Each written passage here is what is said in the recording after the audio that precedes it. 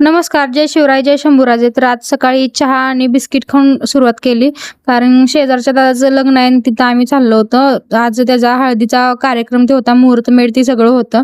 मग आम्ही चाललो होतो. ह्या पोरगीला मी बोलवायला तर हिचा नखरा चाललाय, त्या लग्न त्या पोराचं आणि नखरा हिचा, कारण की हिला बी पोरगं बघायचं हो, त्याच्यामुळे एवढा नखरा चालला. आम्ही दोघी तिथे गेलो तर मुहूर्तमेढचं पूजन सुरू होतं.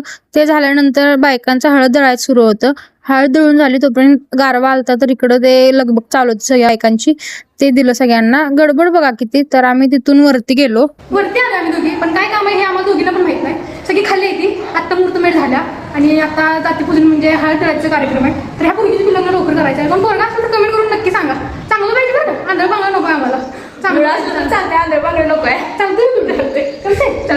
कमेंट करून सांगा कोण तयार आहे का लग्नाला. व्यवस्थित सगळं डेकोरेशन. तर बघा तुम्हाला कसं वाटतंय आम्ही डेकोरेशन केलेलं. आणि 2 तास लागले सगळं हे व्हायला.